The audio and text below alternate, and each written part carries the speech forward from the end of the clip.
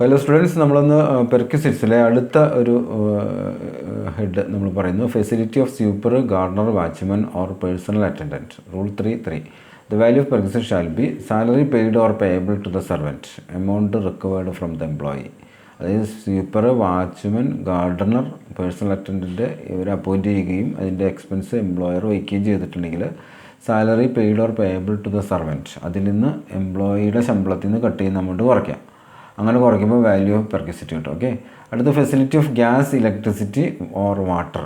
Rule 3.4 പ്രകാരം the value of perquisite shall be the amount paid by the employer to the agency providing gas, electricity or water. അപ്പോൾ ആരാണോ ഇത് provide ചെയ്യുന്നത് അവർക്ക് കൊടുക്കുന്ന സംഖ്യ, ആ സംഖ്യ ഓർ എന്ന് വെച്ചിട്ടുണ്ടെങ്കിൽ where such supply is made from resources owned by the employer. എംപ്ലോയറുടെ റിസോഴ്സിൽ നിന്നാണെങ്കിൽ cost of production per unit less amount recovered from the employee. ഇതിൽ ഏതെങ്കിലും ഒന്നായിരിക്കും. ഓക്കെ. അപ്പോൾ അതിൻ്റെ എംപ്ലോയറുടെ സോഴ്സിൽ നിന്ന് കൊടുക്കുകയാണെങ്കിൽ cost per unit production, cost of production per unit. മറ്റേതാണെങ്കിൽ ഏജൻസിക്ക് കൊടുക്കുന്ന കാശ്. ഇതിലേതെങ്കിലും ഒന്നാണ് നമുക്ക് എടുക്കേണ്ടി വരിക. പിന്നെ വരുന്നത് അടുത്ത എഡ്യൂക്കേഷൻ ഫെസിലിറ്റിയാണ്. എഡ്യൂക്കേഷൻ ഫെസിലിറ്റി, അപ്പോൾ രണ്ട് കാര്യങ്ങൾ നമ്മളിപ്പോൾ ഡിസ്കസ് ചെയ്തു. ഒന്ന് പറഞ്ഞത് ഫെസിലിറ്റി ഓഫ് സ്വീപ്പർ, ഗാർഡനർ, വാച്ച്മാനാണ്. സ്വീപ്പർ, ഗാർഡനർ, വാച്ച്മാൻ എത്ര രൂപയാണോ കൊടുക്കുന്നത്, സാലറി കൊടുക്കുന്നത്, അത് ടാക്സബിൾ ആയിരിക്കും. പിന്നെ എംപ്ലോയിയുടെ ശമ്പളത്തിൽ നിന്ന് കട്ട് ചെയ്യണമെങ്കിൽ അത് കുറയ്ക്കാം. ഫെസിലിറ്റി ഓഫ് ഗ്യാസ്, ഇലക്ട്രിസിറ്റി എന്തായാലും ടാക്സബിൾ ആണ്.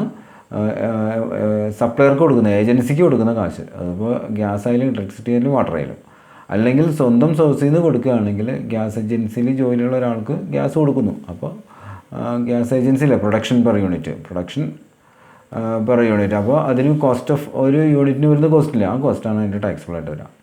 അയാളുടെ ശമ്പളത്തിൽ നിന്ന് കിട്ടണമെങ്കിൽ അത് കുറയ്ക്കാം. അതാണ് ഇതിൽ എഡ്യൂക്കേഷൻ ഫെസിലിറ്റിയാണ് അടുത്തത്. വേറെ an education institution is itself owned and maintain by the employer. അപ്പോൾ സ്കൂൾ എംപ്ലോയർക്കുണ്ട്. Or where free education facilities allowed in any other institution. Education institution പുറത്ത് ഏതെങ്കിലും ഇൻസ്റ്റിറ്റ്യൂഷനിൽ പഠിപ്പിക്കാനുള്ള സൗകര്യം ചെയ്ത് കൊടുക്കുന്നു by reason of his being in the employment of that employer. The value shall be the education facility provided to children of the employee. എംപ്ലോയിയുടെ മക്കൾക്ക് കൊടുക്കുകയാണെങ്കിൽ if the cost of such education or the value of benefits per child does not exceed ₹1,000, 1000 രൂപയേക്കാൾ കൂടുന്നില്ല എങ്കിൽ, 1000 രൂപയേക്കാൾ താഴെയാണെങ്കിൽ value നില്ലായിട്ട് എടുക്കാം. Per child എന്നാണ് പറയുന്നത്. ഓരോ കുട്ടിക്ക് 1000 രൂപ വെച്ച്. 1000 രൂപയേക്കാൾ താഴെ വരികയാണെങ്കിൽ, if the cost or value exceeds ₹1,000 per month, 1000 രൂപയേക്കാൾ കൂടുകയാണെങ്കിലോ വാല്യൂ എങ്ങനെ എടുക്കാം? Cost of such education in a similar institution in or near the locality. ലൊക്കാലിറ്റിയിൽ ഈ കുട്ടികൾ പഠിക്കുകയാണെങ്കിൽ എത്ര രൂപ ചിലവ് വരുമ്പോൾ അത്. Then amount recovered from the employee. എംപ്ലോയിയുടെ ശമ്പളത്തിൽ നിന്ന് കട്ട് ചെയ്യുന്നത് കുറയ്ക്കാം. അപ്പോൾ 1000 രൂപയേക്കാൾ കുറവാണെങ്കിൽ ടാക്സബിൾ അല്ല, 1000 രൂപയേക്കാൾ കൂടുതലാണെങ്കിൽ ടാക്സബിൾ ആണ്. നിയർ സ്കൂളിൽ പഠിച്ചാൽ എത്ര രൂപ ചിലവ് വരുന്നത് അതായിരിക്കും ടാക്സബിളായിട്ട് വരിക. ശമ്പളത്തിൽ നിന്ന് വല്ല എമൗണ്ടും കട്ടുണ്ടെങ്കിൽ അത് കുറയ്ക്കാം. Okay. The education facility provide to other members. മക്കൾക്കല്ലാതെ മറ്റു മെമ്പേഴ്സിനാണെങ്കിൽ വാല്യൂ ഓഫ് എങ്ങനെ എടുക്കാം? Cost of education in a similar institution in or near the locality. അടുത്ത ലൊക്കാലിറ്റിയിലുള്ള സ്കൂളിൽ പഠിച്ചാൽ വരുന്ന കോസ്റ്റ് ആയിരിക്കും അതിന് ചിലവ് വരിക. Less amount required from the employee. Okay. അടുത്ത interest free loan or concession loan. Interest ഇല്ലാതെ ലോൺ കൊടുക്കുക, അല്ലെങ്കിൽ ചെറിയ റേറ്റ് ഓഫ് ഇൻട്രസ്റ്റിൽ ലോൺ കൊടുക്കുക. അങ്ങനെയാണെങ്കിൽ വേറെ the amount of loan in aggregate during the previous year does not exceed ₹20,000. 20,000 രൂപയേക്കാൾ കൂടുന്നില്ല എങ്കിൽ വാല്യൂ നില്ലായിട്ട് എടുക്കാം. ടോട്ടൽ മൊത്തം ഒരു വർഷം 20,000 രൂപയേക്കാൾ മൊത്തം കൂടുതൽ VIOUS, അവിടെ ഒരു സ്പെല്ലിംഗ് ഒന്ന് കറക്റ്റ് ചെയ്യുന്നുണ്ട്. അതായത് 20,000 രൂപയേക്കാൾ കൂടുതൽ ലോൺ കൊടുത്തിട്ടില്ലെങ്കിൽ ഒരു വർഷം, അങ്ങനെയാണെങ്കിൽ വാല്യൂ നില്ലായിട്ട് എടുക്കാം. ഓക്കെ. വേറെ loan LOANS loans are made available for medical treatment in respect of disease specified in rule 3A. അതായത് ക്യാൻസർ, ട്യൂബർക്കുലോസിസ്, TB, എയ്ഡ്സ് പോലെയുള്ള രോഗങ്ങൾക്ക് വേണ്ടിയിട്ട് ലോൺ കൊടുക്കുകയാണെങ്കിൽ അവിടെയും the value shall be taken as നിൽ.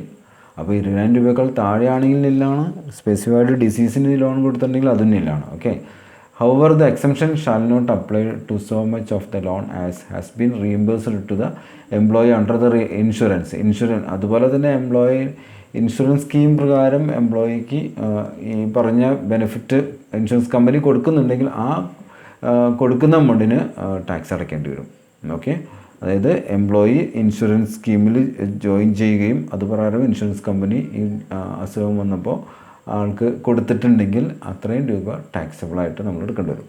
The loan for any purposes the value shall be sum equal to the interest computed at the rate charged per annum by the State Bank of India. അപ്പോൾ മറ്റു പർപ്പസുകൾക്കാണെങ്കിൽ എന്താ പറയുക, SBI എത്ര രൂപ charge ചെയ്യുന്നോ അത്രയും രൂപ first day of relevant previous year in respect of loans for the same purpose advanced by bit. അപ്പോൾ SBI ലോൺ കൊടുത്താൽ എത്ര റേറ്റ് ചാർജ് വരുന്നോ അത്രയും രൂപ ടാക്സബിളായിട്ട് നമ്മൾ എടുക്കേണ്ടി വരും. അതാണ് ലോണിൻ്റെ കേസിലാണ്. അപ്പോൾ ലോൺ 3 കേസ് നമ്മൾ പറഞ്ഞു. ഒന്ന് 20,000 രൂപകൾ കുറവാണെങ്കിൽ ടാക്സബിൾ അല്ല എന്ന് പറഞ്ഞു. പിന്നെ സ്പെസിഫൈഡ് ഡിസീസിനാണെങ്കിൽ അതും ടാക്സബിൾ അല്ല എന്ന് പറഞ്ഞു. പക്ഷേ ഇൻഷുറൻസ് കമ്പനിയിൽ നിന്ന് സംഖ്യ കിട്ടുന്നുണ്ടെങ്കിൽ അത് ടാക്സബിൾ ആയിരിക്കും എന്ന് പറഞ്ഞു. മറ്റു പർപ്പസുകൾക്കാണെങ്കിൽ SBI ചാർജ് ചെയ്യുന്ന ഇൻട്രസ്റ്റ് റേറ്റ് ടാക്സബിൾ ആയിരിക്കും എന്ന് പറഞ്ഞു. ഓക്കെ. പിന്നെ ഫ്രീ ഫുഡിനെ കുറിച്ചാണ് നമുക്ക് പറയാനുള്ളത്. Free food. The value free food and non alcoholic beverages provided by the employer to an employee shall be as under. എങ്ങനെയായിരിക്കും ഫ്രീ ഫുഡ് കൊടുത്തു കഴിഞ്ഞാൽ? Tea and snacks provided during the working അവേഴ്സിൽ ടീയോ സ്നാക്സോ കൊടുത്തു കഴിഞ്ഞാൽ ടാക്സബിൾ അല്ല, നില്ലാണ്. Free food and non alcoholic beverages provided during the working hours in remote area or on offshore installation. അപ്പോൾ ഓഫ് ഷോറിലോ റിമോട്ട് ഏരിയയിലോ വർക്ക് ചെയ്യുന്ന സമയത്ത് കൊടുക്കുന്ന free food and non alcoholic beverages അപ്പോഴും ടാക്സബിൾ അല്ല. Free food and non alcoholic beverages provided during working hours at the office or business premises or through the paid vouchers which are not transferable അല്ലാത്ത paid വൗച്ചറിലൂടെ and usable only at eating joints, ഈറ്റിങ്ങിന് മാത്രം. The value thereof shall be the amount of expenditure incurred by the employer is reduced by. അപ്പോൾ എംപ്ലോയർക്ക് വരുന്ന ചിലവ് അത് കുറയ്ക്കുന്നു. The amount paid or recovered from the എംപ്ലോയിയുടെ ശമ്പളത്തിൽ നിന്ന് അതിനേക്കായിട്ട് എന്തെങ്കിലും പിടിക്കുന്നുണ്ടെങ്കിൽ അത് കുറയ്ക്കാം. ഓക്കെ. ദെൻ ₹50 പെർ മേൽ 50 രൂപ വെച്ച് കുറയ്ക്കാമെന്നുള്ളതാണ്. ദെൻ ഗിഫ്റ്റിൻ്റെ കേസിൽ പറയുന്നത് where the gift are given to the employees on social and religious occasions like Diwali, Christmas, new year, the anniversary of the organisation. Such gift up to 5,000 in the aggregate during the previous year would be exempt from tax. അപ്പോൾ ഈ festival അല്ലെങ്കിൽ special ഒക്കേഷനിലൊക്കെ കൊടുത്തു കഴിഞ്ഞാൽ 5,000 രൂപ വരെ exempted ആണ് മൊത്തം. Beyond which it would be taxable as per case. അതിൽ കൂടുതലുണ്ടെങ്കിൽ ടാക്സബിൾ ആയിരിക്കും. ഓക്കെ.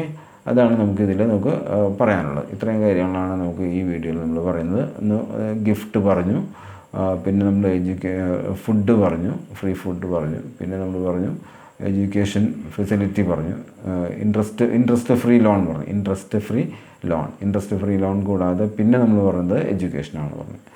ദെൻ അത് കൂടാതെ നമ്മളെന്ത് പറഞ്ഞു, free gas electricity and water. അങ്ങനെയാണ് നമ്മളത് ഇതിനെക്കുറിച്ച് പറഞ്ഞത്. പിന്നെ നമ്മൾ പറഞ്ഞത് എന്താണ്, facility of sweeper, gardener, watchman. ഇതാണ് നമ്മൾ പറഞ്ഞത്. ഒരു 4-5 എണ്ണം പറഞ്ഞിട്ടുണ്ട്. അത് കൃത്യമായിട്ട് പഠിക്കാം കേട്ടോ. Okay, thank you.